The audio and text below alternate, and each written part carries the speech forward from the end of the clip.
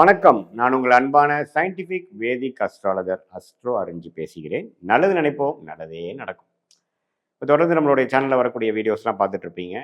அறிவியல் சார்ந்த ஜோதிட கருத்துக்கள் எதையுமே நம்ம மிகைப்படுத்தாமல், பரிகாரங்கள் அது மாதிரி விஷயத்துக்குள்ள போகாமல், உள்ளது உள்ளவாறு அறிவியல் எப்படி ஜோதிட சாஸ்திரத்தில் வேலை செய்யுது, நம்மளுடைய போன ஜென்மத்தில் செய்த பாவ புண்ணியங்கள் எப்படி இந்த ஜென்மத்தில் வாழ்க்கை சம்பவங்களாக உருவெடுக்கிறது, அது சாதகமான சம்பவங்களாக சாதகமற்ற சம்பவங்களாக உருவெடுப்பதற்கு உங்களுடைய ஜாதகம் எப்படி துணை புரிகிறது, கர்ப்பபலன் எப்படி வேலை செய்யுது, இது எல்லாமே நீங்கள் ஒன் பை ஒன் பார்க்க போகிறீங்க.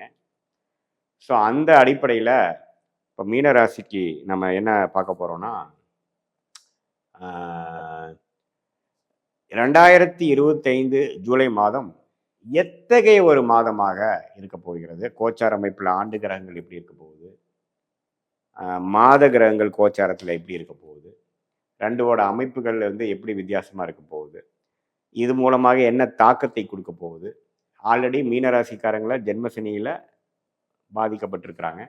அவங்களுக்கு இந்த மாதமாகிய ஜூலை 2025 எப்படி இருக்க போகுதுன்னு நம்ம துல்லியமாக பார்க்க போகிறோம். அதுக்கு முன்னாடி நம்மளோட சேனல் ஃபஸ்ட் டைம் வருவாங்க, மறக்காமல் சப்ஸ்கிரைப் பண்ணுங்கள், ஃப்ரெண்ட்ஸ் அண்ட் ரிலேட்டிவ்ஸ்க்கு ஷேர் பண்ணுங்கள்.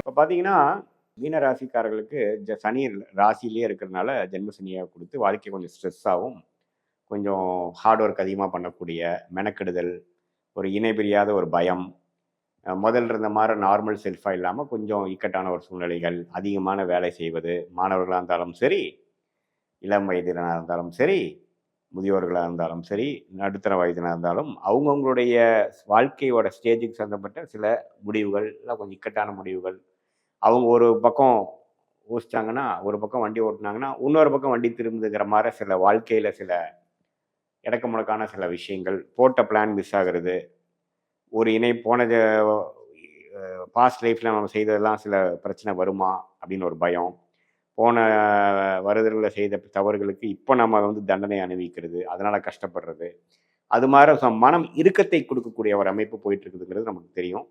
அந்த அமைப்பில் இப்போ குருவே 4ஆம் இடத்துல 10ஆம் வீட்டையும் 12ஆம் வீட்டையும் 8ஆம் வீட்டையும் பார்க்கும் பொழுது என்ன கொடுக்குறாருன்னா, அந்த இறுக்கத்தோடைய தொழிலில் முன்னேற்றங்கள், தொழிலில் அதிக இன்வால்மெண்ட்டு, ஆர்வம், முதல்றதோட மெனக்கெடுதல் அதிகம், வேலையில் அதிகமான பலன்கள், வேலையில் அதிகமான உத்வேகம், செய்யக்கூடிய ஒரு சூழ்நிலை கொடுக்கும்.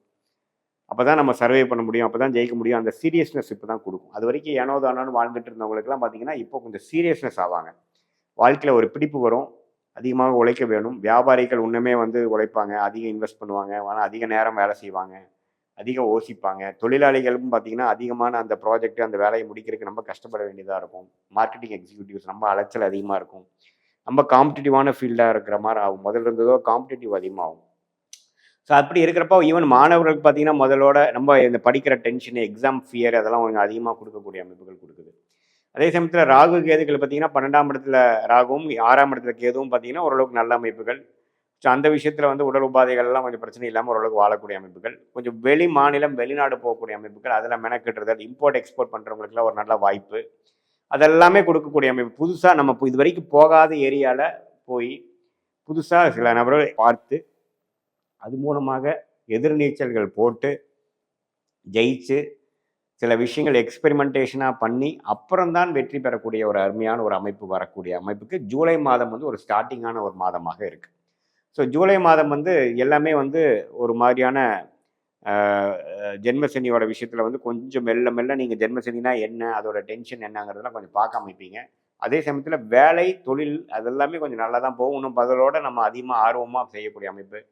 சில ஒரு அவயோக திசை நடக்கிறவங்களுக்குலாம் திடீர்னு வேலையில் கொஞ்சம் பிரச்சனை ஆகுறது, வேலைக்கு வேலை போகிறது, அப்புறம் எப்படா வேலை கிடைக்கும்னு பார்க்குறது, தொழிலில் திடீர்னு ஒரு செட்பேக் வர்றது, அது மாதிரிலாம் கொஞ்சம் விஷயம் இருக்கும். அப்புறம் ஹஸ்பண்ட் ஒய்ஃப் ரிலேஷன்ஷிப்பில் ஒரு மாதிரியான டென்ஷன் வர்றது, நீங்கள் கம்பெனி நடத்துகிற எம்ப்ளாயிஸ்குள்ளே கொஞ்சம் பிரச்சனை ஆகுறது, இதெல்லாம் கொஞ்சம் பார்த்து பண்ணணும். நம்ம கோபதாவங்களை தவிர்க்கணுங்கிறது நான் கேட்டுக்கொள்கிறேன்.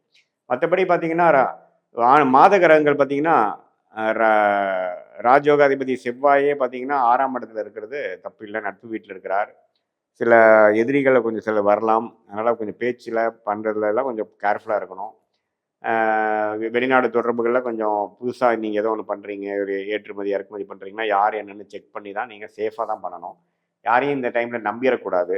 அவள் எடுத்தமா கவுத்தமான்னு போயிடக்கூடாது. உங்கள் மைண்டில் என்ன இருக்குங்கிறது ஓப்பனாக சொல்லக்கூடாது. கொஞ்சம் கேர்ஃபுல்லாக எல்லாத்தையும் செய்யக்கூடிய அமைப்புகள் தேவைப்படுகிறது. சுக்கிரன் 3ஆம் இடத்துல இருந்து அதுக்கப்புறம் 4ஆம் இடத்துக்கு போகிறதும் தப்பு இல்லை. தொழில் வேலை விஷயத்தில் நல்ல விஷயங்கள் உண்டு. திருமண விஷயங்களில் நல்லா கைகூடக்கூடிய விஷயங்கள் உண்டு. இருந்தாலும் இந்த நேரத்தில் வரக்கூடிய வரன்கள்லாம் கொஞ்சம் கேர்ஃபுல்லாக பார்க்கணும். எடுத்துமா கவுத்துமான்ட்டு நம்ம ஒரு முடிவு எடுக்கக்கூடாது. நல்லா பழகி பார்த்து தான் செய்யணும். ஏன்னா ஜென்மசனி வரும்பொழுது எப்பவுமே பார்த்தீங்கன்னா ஒரு பாவகர்மாவை நம்ம கரைக்கிறோம்னு தெரிஞ்சுக்கணும். நம்ம கொஞ்சம் எடுக்கக்கூடிய முடிவுகளை தவறாவதற்கு வாய்ப்பு அதிகம்ங்கிறது நீங்கள் தெரிஞ்சுக்கணும். மைண்டு நார்மலாக கிளாரிட்டியோட இல்லை, கொஞ்சம் ஸ்ட்ரெஸ்ஸோட இருக்குதுங்கிறது தெரிஞ்சுக்கணும்.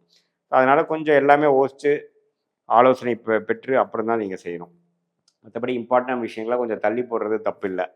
ஏன்னா எல்லாமே எடுத்துமா கவுத்துமான்னு பண்ணக்கூடிய நேரங்கள் இல்லை இப்போது. தொழில் விஷயங்கள் அப்படியே முன்னேறுவதற்கும் கடனை கொஞ்சம் குறைக்கிறதுக்கும் அது மாதிரி முயற்சிகள் நீங்கள் செஞ்சுக்கலாம். மற்றபடி பார்த்தீங்கன்னா சூரியனே பார்த்தீங்கன்னா 4ஆம் இடத்துலேருந்து குருவோட சேர்ந்து இருக்கிறதுல பார்த்தீங்கன்னா சில அரசு விஷயத்தில் சில நீங்கள் கொஞ்சம் எதிர்பார்க்குறீங்க, ஒரு லோன் சில எதிர்பார்க்குறீங்க, அதெல்லாம் கொஞ்சம் டக்குன்னு கிடைக்கும். அது மூலமாக சில பிரச்சனைகள் நீங்கள் சால்வ் பண்ணிக்கலாம். சில கேஷ் ஃப்ளோ ப்ராப்ளத்தை சால்வ் பண்ணிக்கலாம். சில விஷயங்கள் அதாவது பணம் பற்றாக்குறை அது மாதிரி விஷயங்கள் சால்வ் பண்ணிக்கலாம். பட் அது வந்து நம்ம சம்பாதிச்ச பணமாக எடுத்துக்க முடியாது. அது வந்து இப்போதைக்கு ஒரு தற்காலிக சொல்யூஷன் கொடுக்கக்கூடிய அமைப்பு கண்டிப்பாக உண்டு. ஸோ பொதுவாக பார்க்கும் பொழுது இந்த கிரக அமைப்புகள்லாம் வந்து மீனராசிக்காரர்களுக்கு வந்து அடுத்த போகக்கூடிய அந்த 1.5 வருஷம் 2 வருஷம் ஜென்மசனிக்கு ஒரு விஷயமும் கொஞ்சம் அப்படியே கொஞ்சம் லேட்டாக போகிறது, கொஞ்சம் ஹார்டாக போகிறது, கொஞ்சம் டஃப்பாக போகிறது, ஸ்ட்ரெஸ்ஸாக போகிறது உணரக்கூடிய ஒரு அமைப்பு. இன்னுமே முதலோட இன்னும் கொஞ்சம் நல்லா ஒர்க் பண்ணணும், இன்னும் ஹார்ட் ஒர்க் பண்ணணுங்கிற உத்வேகத்தை கொடுக்கக்கூடிய அமைப்பு. பலன் வந்து கொஞ்சம் நீங்கள் எதிர்பார்க்குற பலன் கொஞ்சம் ஸ்லோவாக தான் வரும். இருந்தாலும் நீங்கள் டென்ஷன் ஆகாமல், ஃப்ரஸ்ட்ரேட் ஆகாமல் உறவுகளை பாதுகாத்து கொண்டு உங்களுடைய மனநிலையை வந்து நம்ம நெகட்டிவாக கொண்டு போகாமல் பாசிட்டிவாக வச்சுக்கணும். அதே சமயத்தில் உடல் நல கோளாறுகளும் அப்பப்போ தலை தூக்குற அமைப்புகள் உண்டு. அதையும் கொஞ்சம் கேர்ஃபுல்லாக நம்ம பார்த்து அந்த லைஃப் ஸ்டைல் சேஞ்சஸ்லாம் நீங்கள் கொண்டு வந்து அது மாதிரிலாம் பண்ணிட்டீங்கன்னா இந்த ஜென்மசனி தாக்குதலேருந்து இந்த இந்த ஆரம்பக்கட்ட ஒரு ஜென்மசனி காலத்துலேருந்து நீங்கள் ஸ்லோவாக அப்படியே மைண்டை வந்து தன்மைப்படுத்தி பெரிய பாதிப்பு இல்லாமல் நீங்கள் வந்து வந்துடலாங்கிறது என்னோட ஆலோசனை.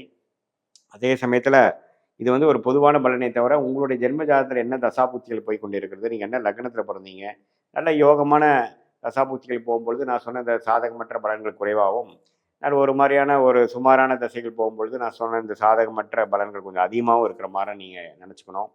உங்களுடைய தசாநாதன் எப்படி, தசா புக்திகள் எப்படி, புக்திநாதன் எப்படி, இந்த கோச்சாரத்தில் எப்படி போகிறார், இதெல்லாம் நம்ம ஒருங்கிணைத்து பார்க்கும் பொழுது வாழ்க்கை வாழ்க்கைக்கு வந்து எப்படி ஒரு ஒரு ட்ரெயின் ஒரு ரயில் வந்து 2 தண்டவாளம் தேவையோ அதே மாதிரி கோச்சாரமும் இந்த உங்கள் ஜென்ம ஜாதக தசாபுக்தியும் ஒருங்கிணைத்து பார்க்கும்பொழுது உங்கள் வாழ்க்கைங்கிற ட்ரெயின் எப்படி போக போகுது, அடுத்த வரக்கூடிய ஷார்ட் டேர்ம் ஃபியூச்சர் லாங் டேர்ம்லாம் எப்படி இருக்க போகுது, எந்த மாதிரி முடிவுகள் எப்போ எடுக்கலாம், எந்த நேரத்தில் எது நடக்கும், எந்த மாதிரி டைரக்ஷனில் வாழ்க்கை சேஞ்ச் ஆக போகுது, எந்த நேரத்தில் நம்ம அடக்கி வாசிக்கணும், எந்த நேரத்தில் கொஞ்சம் வேகமாக போக ட்ரை பண்ணுங்கிறதெல்லாம் துல்லியமாக சயின்டிஃபிக் வேதிக் அஸ்ட்ராலஜி முறையில் நீங்கள் பார்த்து வாழ்க்கையில் நீங்கள் வெற்றி அட முடியும் அப்படிங்கிறத நான் வந்து சொல்லிக்க விரும்புகிறேன். இது ஒரு பொதுவான கருத்து தான், நீங்கள் தெரிஞ்சுக்கணும். மீண்டும் மற்றொரு காணொலியில் சந்திப்போம். நன்றி, வணக்கம்.